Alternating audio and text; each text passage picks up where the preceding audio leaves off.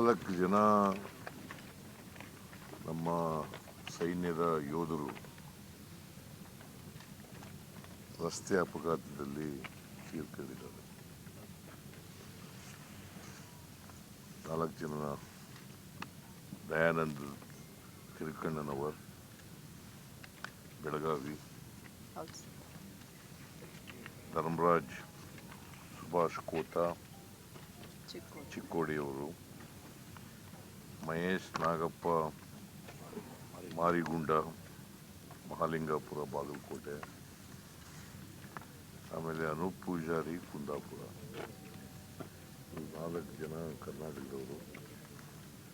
ಕರ್ನಾಟಕದ ಯೋಧರು ಅಕಾಲಿಕ ಮರಣಕ್ಕೆ ತುತ್ತಾಗಿದ್ದಾರೆ. ಅದರಲ್ಲೂ ಆಕ್ಸಿಡೆಂಟ್ನಲ್ಲಿ ಸತ್ತಿರ್ತಕ್ಕಂಥ ಜಮ್ಮು ಅಂಡ್ ಕಾಶ್ಮೀರದಲ್ಲಿ ಪೂಂಚ್ ಏರಿಯಾದಲ್ಲಿ ಸತ್ತಿದ್ದಾರೆ. ಪೂಂಚ್ ಜಿಲ್ಲೆ. ಇವರ ಆತ್ಮಕ್ಕೆ ಚಿರಶಾಂತಿ ದೊರಕಲಿ ಅಂತೇಳಿ ನಾವು ಪ್ರಾರ್ಥನೆ ಮಾಡ್ತೇವೆ. ಇವರ ಆತ್ಮಕ್ಕೆ ಚಿರಶಾಂತಿ ದೊರಕಲಿ ಅಂತೇಳಿ ನಾನು ಪ್ರಾರ್ಥನೆ ಮಾಡ್ತೇನೆ. ಇವರ ಕುಟುಂಬ ವರ್ಗದವರಿಗೆ ಇವರ ದುಃಖವನ್ನು ಭರಿಸ್ತಕ್ಕಂಥ ಶಕ್ತಿ ಕೊಡಲಿ ಅಂತೇಳಿ ದೇವರಲ್ಲಿ ಪ್ರಾರ್ಥನೆ ಮಾಡ್ತೇನೆ. ಮತ್ತು ಸರ್ಕಾರದಿಂದ ಏನೆಲ್ಲ ಇವರಿಗೆ ಪರಿಹಾರ ಕೊಡಬೇಕು ಆ ಪರಿಹಾರನ ಅವರ ಕುಟುಂಬ ವರ್ಗದವರಿಗೆ ಕೊಡ್ತಕ್ಕಂಥ ಕೆಲಸವನ್ನು ಮಾಡ್ತೇವೆ. ಬಟ್ ಇವರು ದೇಶ ಕಾಯೋರು. ಯಾವತ್ತು ದೇಶದಲ್ಲಿ ಸೈನಿಕರು, ಉಪಾಧ್ಯಾಯರುಗಳು ಮತ್ತು ರೈತರು, ಇವರು 3 ವರ್ಗದ ಜನ ಭಾಳ ಮುಖ್ಯ ದೇಶಕ್ಕೆ. ಸೊ ಇವರು ದೇಶವನ್ನು ಕಾಯ್ತಕ್ಕಂಥ ಜನ, ದೇಶದ ರಕ್ಷಣೆ ಮಾಡ್ತಕ್ಕಂಥ ಜನ.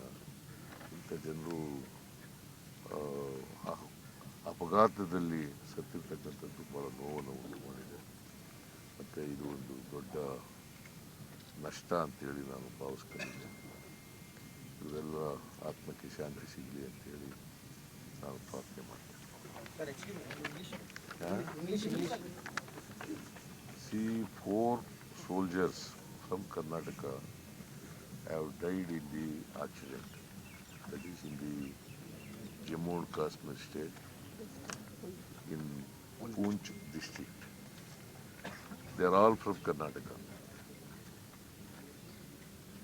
They are all from Karnataka. 2 from Belgaum, 1 is from Bagalkot, the another is from Udupi. Dayanand Tirukananavar from Belgaum, Dharmaraj Subhash Kota from Chikkodi, and Mahesh Nagappa Marikunda Mahalingapura Bagalkot district, Anup Pujari from Kundapura. ಅವ್ರಿಗೆ ಹೇಳಿದ್ದೀನಿ, ಅವ್ರಿಗೆ ಸಾಂತ್ವನ ಹೇಳ್ತಕ್ಕಂಥ ಕೆಲಸ ಮಾಡಿದ್ದೀನಿ. ಮತ್ತು ಅವ್ರ ಕುಟುಂಬ ವರ್ಗದವ್ರಿಗೆ ಪರಿಹಾರ ಕೊಡ್ತಕ್ಕಂಥ ಕೆಲಸನೂ ಕೂಡ ಮಾಡ್ತೀವಿ.